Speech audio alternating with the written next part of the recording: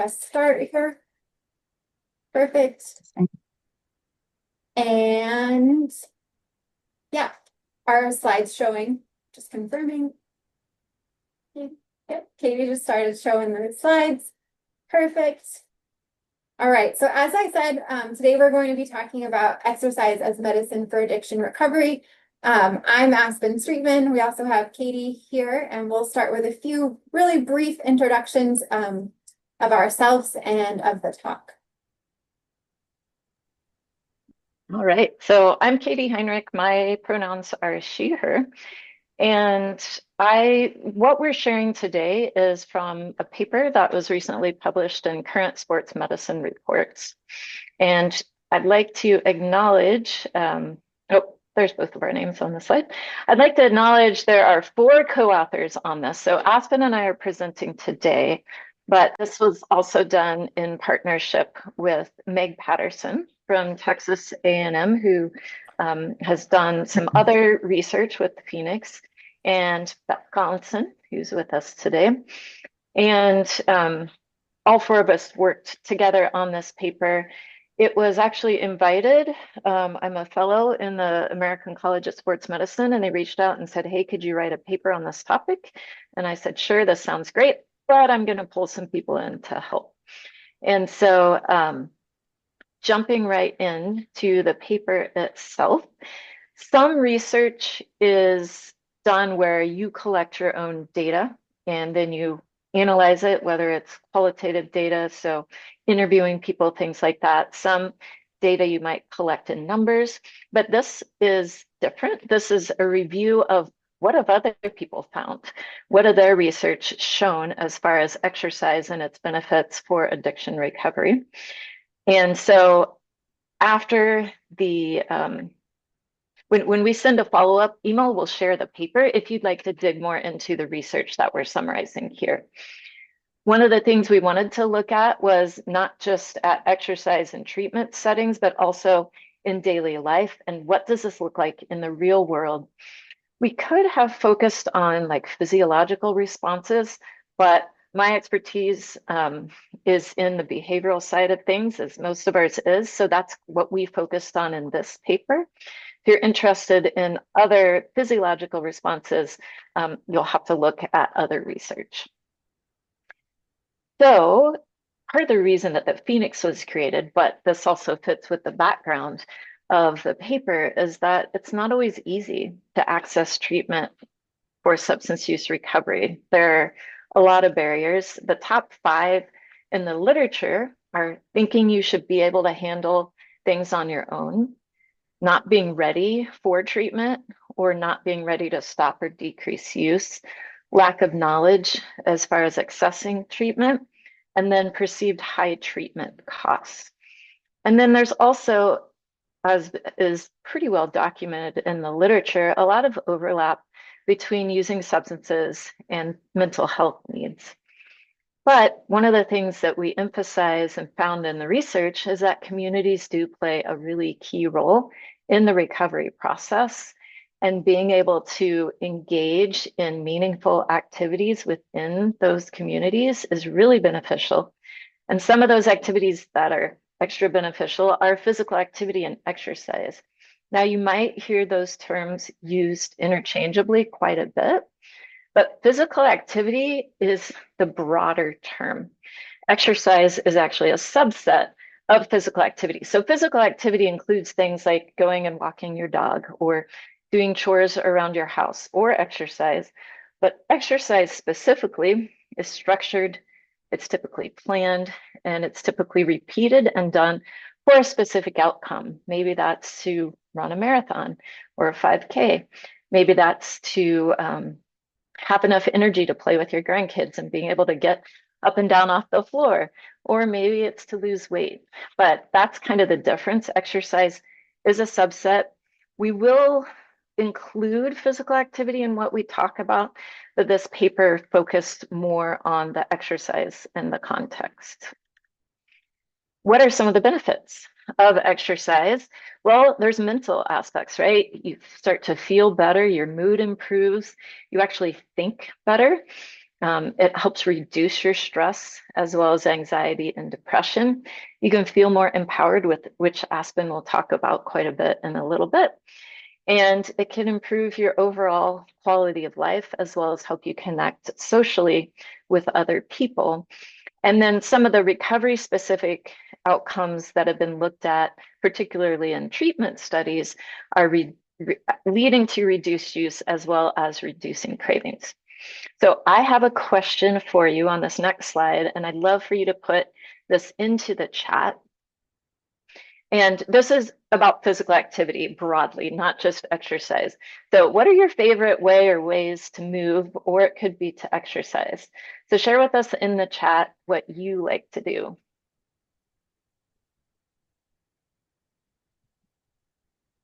We'll take a couple minutes to do that.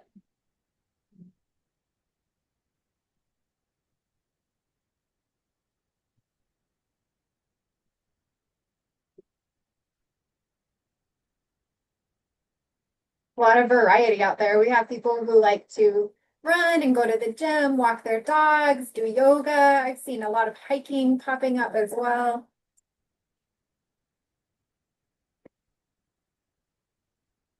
Dancing, I love it. Pickleball. Katie's a seasoned pickleball player, can tell you that much.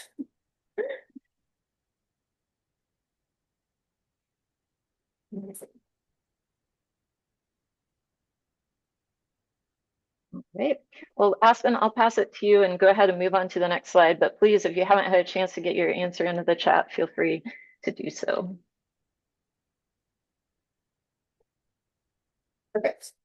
So I'm going to talk to you a little bit about how exercise is empowering. Empowerment is something that occurs at 3 different levels, which are highlighted here on the slide. There's the individual, interpersonal, and community levels. But we'll start with individual empowerment. So exercise gives folks a sense of control. It's something that's often lost during addiction, and setting and achieving these movement goals can help us build confidence, establish healthy routines, and that can support recovery.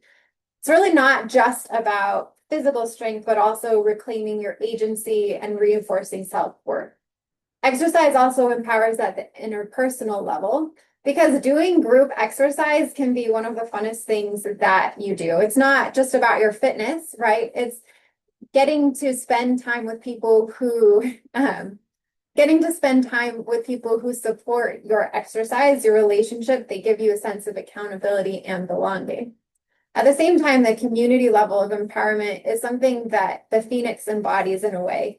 It's very broad, and it helps to break down stigma. We are sending a message that we have this inclusive space. Everyone is welcome, and everyone is here for the same reason, really. So at those 3 levels, we can see that exercise can be quite empowering. Some of the empowering outcomes of exercise include improved mental health. So we know these, you probably have felt them yourself, but exercise is a very powerful tool for managing mental health by helping reduce stress, anxiety, and depression. And these are also barriers to recovery. So this relationship we're talking about is kind of synergistic. The more you exercise, potentially the better it can be for you. We also get this enhanced sense of self-identity. So it gives you an opportunity to redefine yourself. It can be someone who's strong and capable, or someone who just is a great dog mom and takes their dog for walks every single morning. So finding that enhanced sense of identity through empowerment, through exercise, is something that we've been able to see in the literature as well. And lastly, hope and motivation. So having these positive experiences in exercise help us to connect with other people. They may help us feel really amazing at the end of a workout, but these experiences together, they build hope, and that hope can fuel your motivation and remind you that change is worthwhile, it's within your grasp, and it's worth pursuing.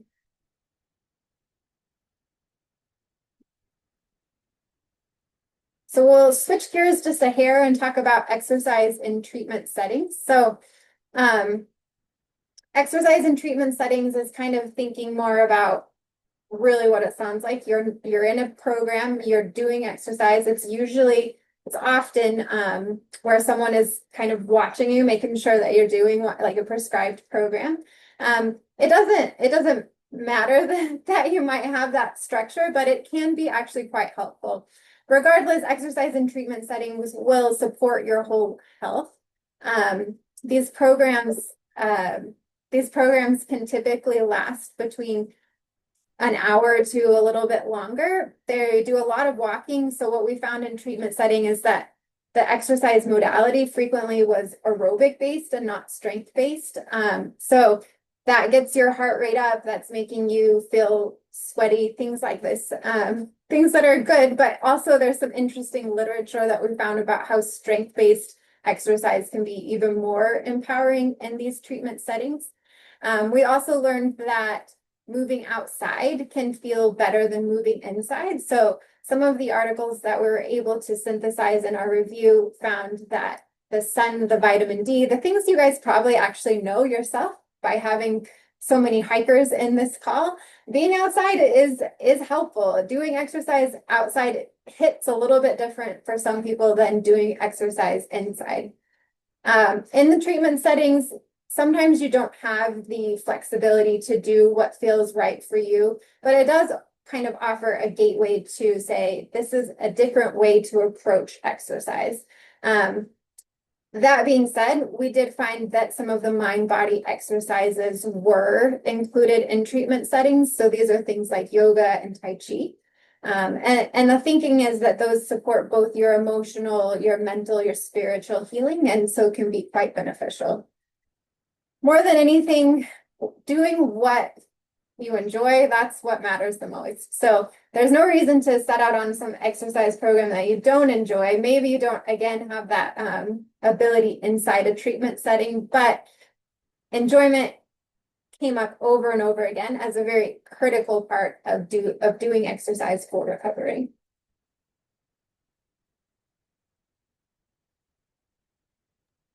All right, so now we're going to look at exercise outside of treatment settings. And what do we find? Exercise is beneficial wherever you do it, indoors, outdoors, underwater, right? You don't have to be in treatment settings to benefit from exercise. Um, it can reduce cravings and withdrawal wherever you are. And again, those benefits for your mood, self-esteem, physical health. When you choose what works for you, it's really helpful, right? Versus somebody saying, you must exercise this way.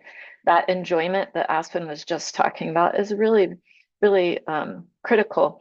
There's a program that was done internationally called Fit for Change. And it found that people were really more motivated to keep going and exercise when they picked fun, relatable activities.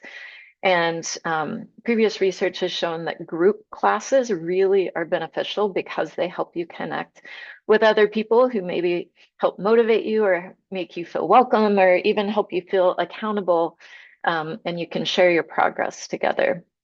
So coming together, people really recover using community supports. And a lot of people recover without treatment, right? And so the community-based programs that really focus on connection are really beneficial in that sense. Now, there might be barriers, right? Common ones are, well, I don't have enough energy, or maybe people have health issues. Maybe they're afraid of, well, I don't want to go exercise. That might hurt. It might not be very fun. I don't want to go run.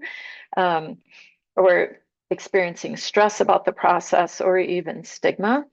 But the key thing is you're not alone. And the nice thing, I'm going to brag on Phoenix right here, is that there are a lot of different programs available, and things are modified for whatever fitness or ability or confidence level that you bring with you.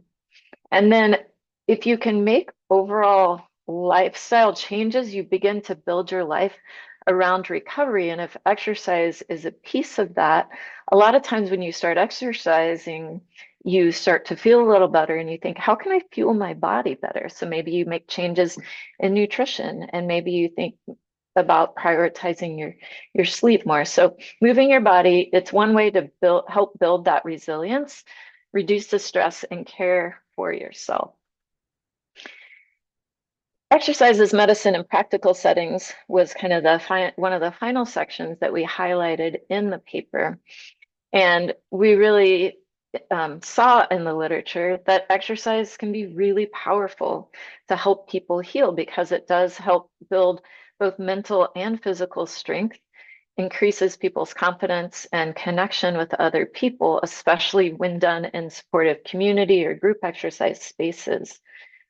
A few other programs besides the Phoenix exist. There's a weightlifting as recovery that focuses on people with trauma and substance use histories that found that started weightlifting, they improved their health, and they really experienced a sense of growth and empowerment.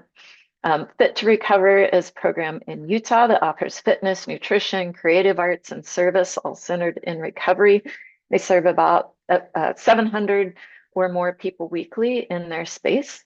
And then, of course, the Phoenix, right? We're nationwide. We're available online as well as in person for activities open to anyone with 48 hours or more of sobriety in any stage of recovery or not in recovery, right? And we focus on helping people feel safe, supported, and strong in their body and their mind. But it's not just about the exercise, right? That's kind of the tool, but it's really about belonging. Programs that emphasize supporting, empowering people and the community aspects, as well as removing the barriers, helps make healing more accessible for everybody. So I'm going to let Aspen wrap us up in the next slide.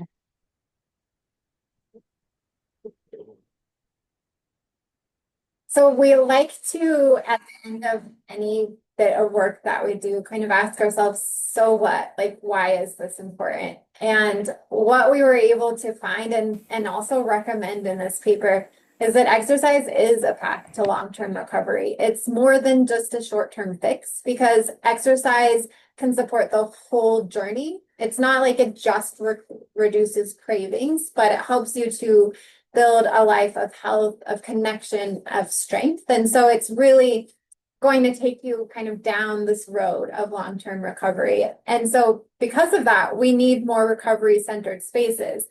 Programs should welcome and empower people in recovery, and they should be free of stigma and inclusive as well. So we also recommended that recovery belongs in all movement spaces. So you should have access to all types of exercise, whether that's outdoor or strength-based, if it's trauma-informed. You shouldn't be in a formal treatment setting, or one shouldn't need to be in formal treatment to have the benefit of exercise.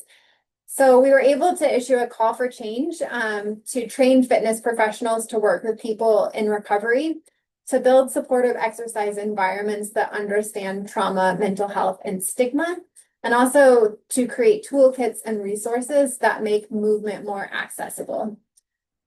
Ultimately, though, we want to just kind of highlight this, especially for folks in the room, that you are the expert of your own recovery. Choose movement that feels good, that brings joy, that connects you with others, because your recovery is valid in every gym, trail, studio, and community. With that, I'd like to go ahead and kick it off to questions, and I think Jackie's going to lead us through those as well.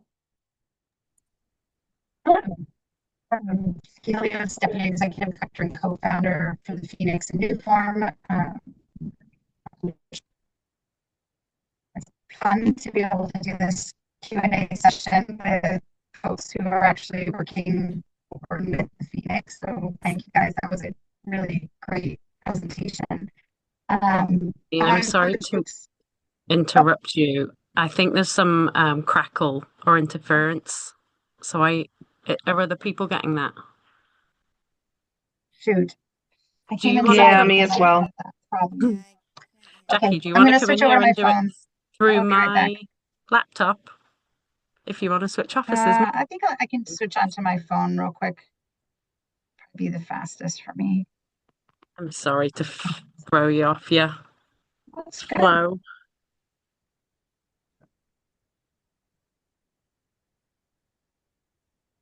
If there are other folks that have questions that they would like to ask, feel free to come in now or pop something in the chat whilst we get Jackie's audio fixed.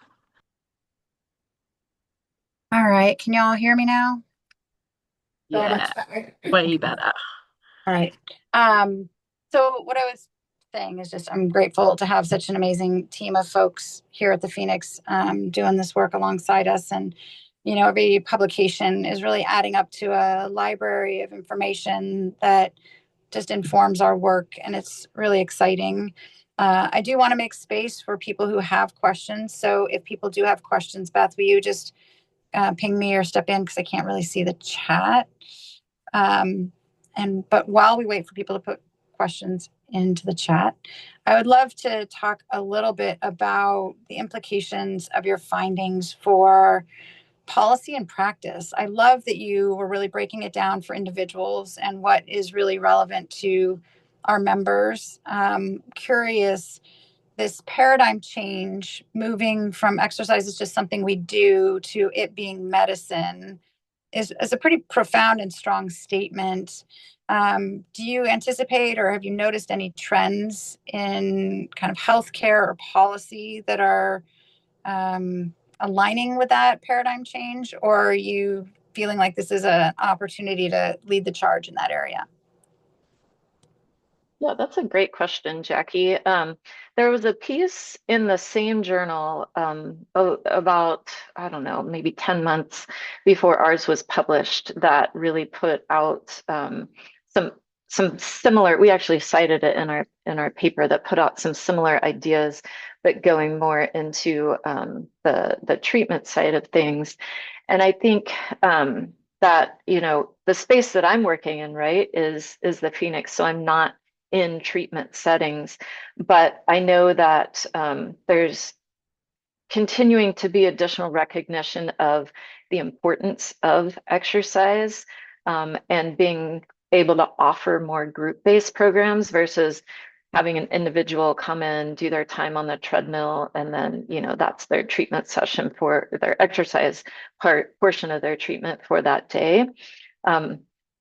As far as policy, I think that's something that we would like to see, but we're not actively involved in that right now. But I'd like to see more of that and sharing, I think as we build this library of evidence for the Phoenix and other similar approaches and show that, this is really benefiting people, then we can do a lot to speak with policymakers and advocate for more changes. I would just add that it is a difficult road. We know, most folks probably here know the benefits of exercise in a general population as well as in a population of folks who are in recovery. And so thinking from a policy standpoint that, asking people about their physical activity when they go see their GP, does it happen? Maybe. Does the GP have training, their general practitioner, their family medicine doctor, do they have the training to make recommendations of, oh, this is the exercise that you should be doing? Probably not. So there are some barriers that I think we're trying to work through for everybody to get exercise as more of a first line treatment rather than having it be something that we're doing to nip something in the bud. If you've gained weight, oh, now we're going to say you should exercise. I think really having it be more preventative would be the bigger policy goals, and that would apply for everyone. Yeah, go ahead, Donna. I have a comment related to, so many of the benefits that we know from research on boosting brain-derived neurotrophic factor, so healthy protein. We're looking at areas that are boosting blood flow to the brain, better cognitive function, our attention can improve. For some people, as a treatment provider and center that has 11 national clinics, we focus on research, diagnosis, and treatment. These lifestyle areas are part of the medicine and the treatment plan in our psychiatry and integrative medicine and functional medicine work. So it sometimes really is so empowering to see how folks are kind of writing that script of get out there, get part of the community, Here's a contact, here's a community that you need to be engaged with. And I think that was the hardest thing through the pandemic, is seeing so many folks feeling like they didn't have the collective. And now we can continue to get out, stay healthy, stay active. I mean, it's great for lung function, decreases anxiety, depression. So I feel like every doctor and healthcare professional out there too should be writing that script. So our doctors always support it. It's great to That's see this paper. Kudos. Yeah, thank you. I think you could potentially give the one on more of the physiological effects. It sounds like that you guys are doing research on. That is great. That's kind of fun looking at the neuroimaging when we see like imaging on the brain on how treatments are working. Yeah. It's really inspiring. It's validating, I think, for many people, but the fact that through other interviews and processes you're getting that information is fantastic.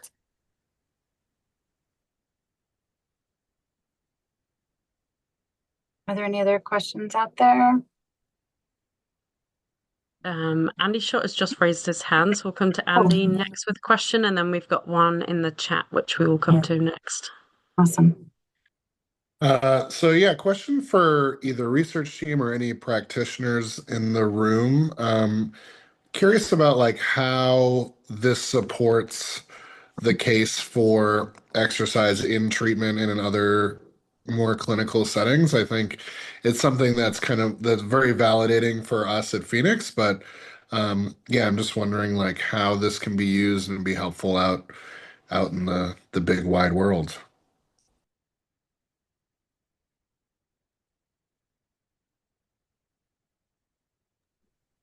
Well, I'm not sure if anybody else is going to jump in, Andy, but I do think that there are a lot of treatment programs that are using that integrate physical activity into the treatment setting.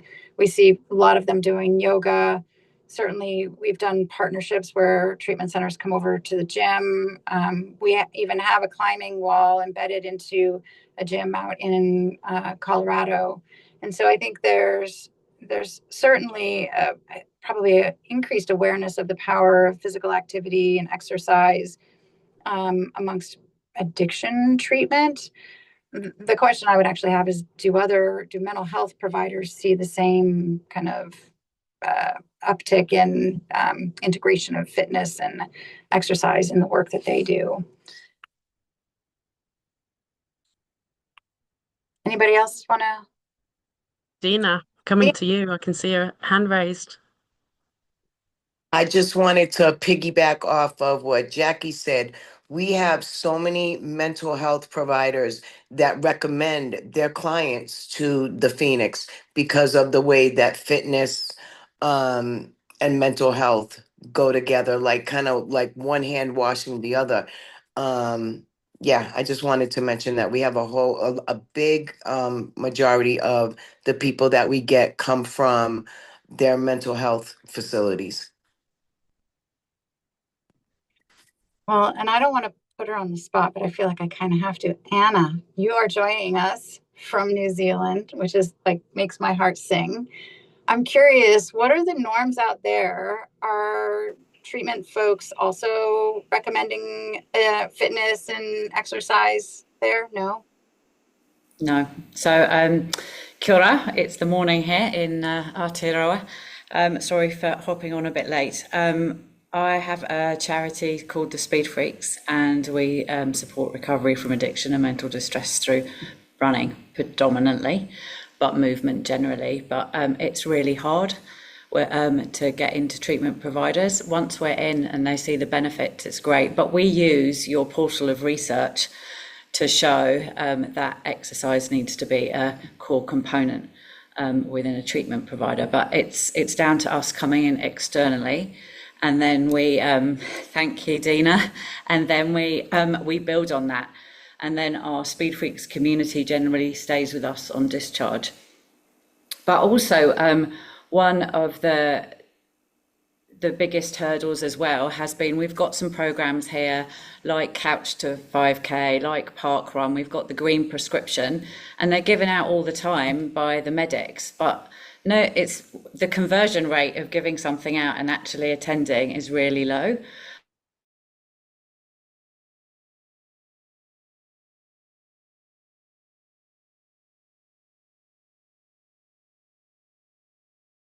So it's just a waste of resource. It's just a tick box. So yeah, so your information is used to evidence why we do what we do.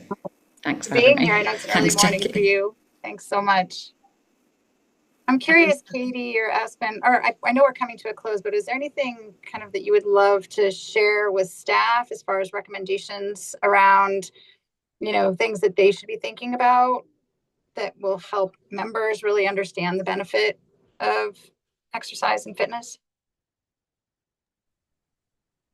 Something that I found through working with lots of different individuals, sometimes it sounds very basic, but it's meeting them where they're at. Someone might really want you to explain the physiological benefits of the movement that you're putting them through, and they're really looking for that nuanced, like, this is the science and this is why we're doing it. And other people are like, just tell me what to do and I'll do it, So finding that balance and making sure that you're meeting the individual where they're at. So like if you're the coach or you're the one leading a class, so that everyone gets what they need from it, because when they get what they need from it, they come back for more. So that would kind of just be my takeaway from that. Thank you so much. We have a few more minutes left. Anybody have any other questions? I know Jonathan. Jonathan Prim has his hand up. And there's Okay. also a question in the chat. I'm sorry, Sierra, I haven't read your question out yet, but I think I will feed that in now because it's relevant, and then Jonathan, come to you. The one in the chat is around, Sierra said, one major barrier I feel doesn't get talked about enough is exercise anxiety, people not knowing where to start or afraid of looking foolish or hurting themselves when trying something for the first time. What research have you seen on trying to bust this barrier, especially for folks early in recovery? And I thought it was relevant, Anna. It seemed to, I think when you talked then about the kind of like continuation with Speed Freaks from treatment afterwards, it's like building up that familiarity of something. Like it's scary to try new things and to do that in a safe environment and with people that you feel comfortable with. So I think building up the like, okay, and I know the Speed Freaks, and that's going to be the community I engage with. On kind of discharge from treatment is really important too. But I wondered, Katie or Aspen, do you want to take the question around the like busting the barrier?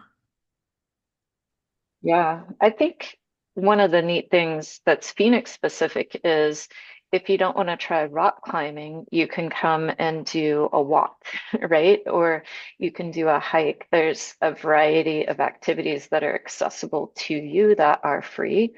But Sierra made a really great point. She got in the chat, she said for her it was finding a buddy. And I think that does help when you find somebody else who's going to say, okay, let's go to this together. You have that other level of comfort because you have somebody else who's brand new to it too. But not everybody is going to have that.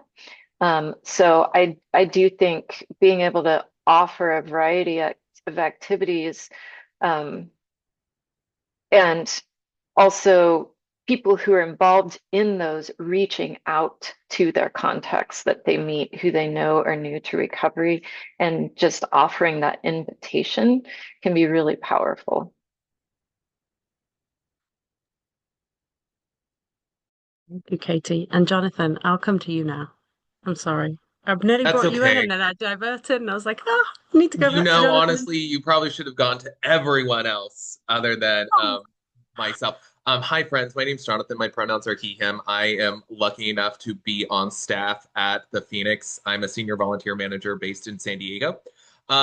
This is wonderful. I love all of this. So thank you so much for being smart, intelligent, bright human beings, getting the data out there and getting it into people's hands.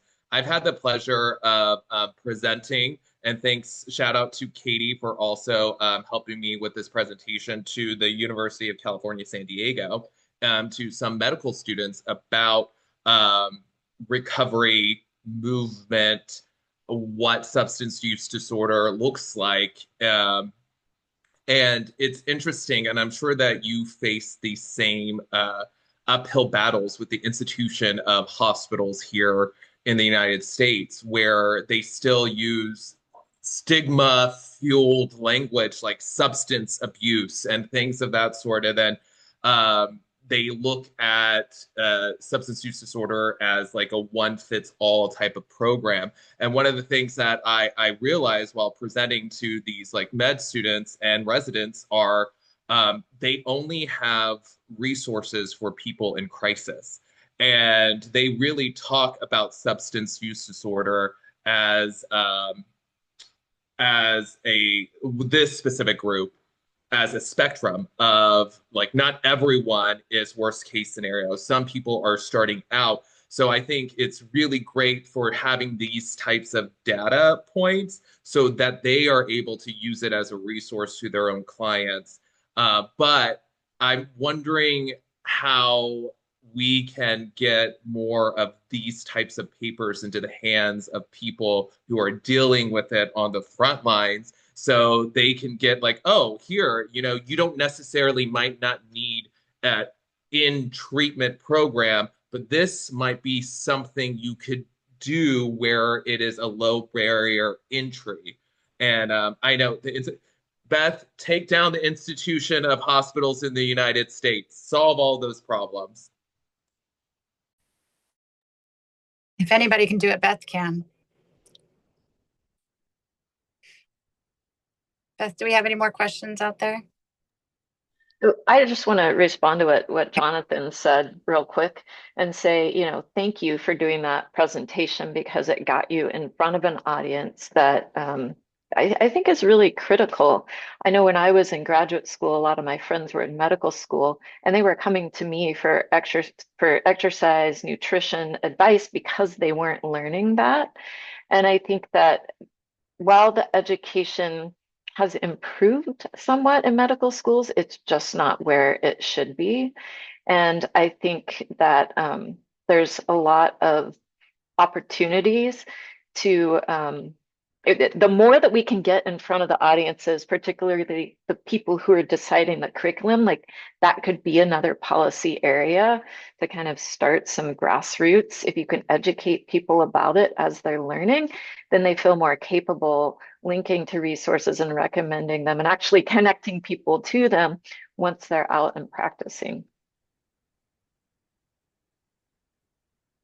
I think that's a great point. It's like, how do we both infiltrate learning so that becomes part of the curriculum, but also we talk a lot within our core research team about like, call it democratizing knowledge, but like, how do we get this information into the hands of people? Because I think, I know when I was at college, like you learn out of a textbook, and I remember like 3 years in going to do a work placement in a drug and alcohol service, and I was like, whoa, okay, they didn't tell me any of this in textbooks, did they? And so that kind of like experiential learning as well, so where we can like, how can we bridge the gap? I think academic institutions don't always do that, and we can be the like translators of science and help it kind of bring it into the everyday for people and make sense of it. And the more that we can do that and challenge their perceptions of what this looks like, we can inspire that next generation of folks. Jamin. Well, this has just been wonderful. First of all, it sounds like we should just have more of these in general, just to continue this conversation, because I keep hearing this meeting is going to end, but that's a bummer to me. I love this stuff. You guys know I nerd out on all this kind of research. It is the backbone to all of these things that feel great. I love great feelings. I love great feelings when they're grounded. So this is like, this gives all of that, great backbone to what we do. Anna, wonderful to talk with you. I think we talked a while back. We're going to go nerd out on some books and things like that. So some great recommendations in there if you want to see. That being said, to get this out to more people, I think this could definitely push out to a lot more of the volunteer management, the folks who are directly in contact with the volunteers. Certainly there's going to be a lot of passion around this in the community. So one of the things I'm doing is I'm going to be presenting this month for the Illinois Association of Problem Solving Courts. So this is all the judges, probation officers, and things like that. And it directly deals with this, which I'm also pulling a lot of your research into this. It's about movement, exercise, how this all helps. So these are groups. The one thing I really like about this problem-solving courts or sobriety courts, mental health courts, treatment courts, that type of thing is these people are directly in these courts, and we can open up the minds of judges, probation officers to show why this is important. And the really great thing with Phoenix is it's free. So anything government-wise, they're paying a lot for problem solving courts, treatment courts, these type of things. This is something free that's in addition and gets them directly connected to community. So these are some of these creative ways to get in and show people how they can start using those. So this is one of those things, but I think beyond this is making sure we get this into the hands of a lot of the people who are directly in contact with volunteers so they can get this out to the partnerships that they're directly in contact with. So truly appreciate this. Anyway, I know, Jonathan and I have talked about this. Anything we can do to try to help get this out and about. I think this is very, very important information that can make a difference if we can get it into the hands of people. Because there's a lot of nonprofits that do a lot of wonderful things, but what needs to be shown to a lot of these organizations is, okay, that's great that you feel good about it, but I need to know what the results are and does it work? And this is where it comes in so important for what you all do. So that's it. Thank you. Let's do these conversations more often. Thank you, Damon. I think, I just want to follow up on, what you all are talking about. And I do think that we do a lot to empower our volunteers, but there's a lot more that could be done. I mean, I could imagine, frankly, building a whole network of volunteers and all they do is go on tour at medical schools and, teach a guest session on, other alternatives to recovery or how to empower people in recovery through, active lifestyles.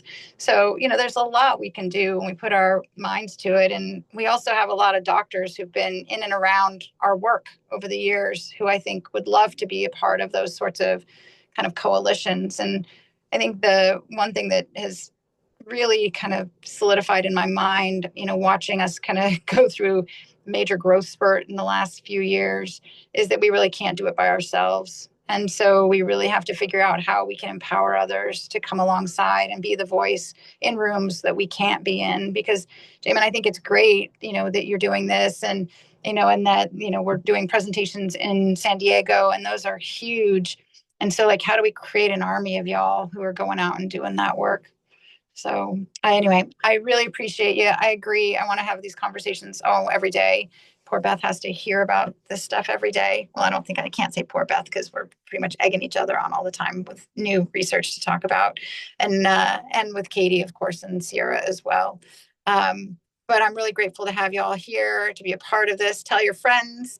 Definitely shoot us an email or leave a message in the chat if there's other research you want to hear about, because we have the opportunity to bring in guest researchers and we're getting our list ready for 2026. So tell us what you want to hear about and we'll bring it in. And Anna, that includes you. So if there's something you want to hear about, we'll make sure to schedule it at a time when you can come. And we're happy to make that happen.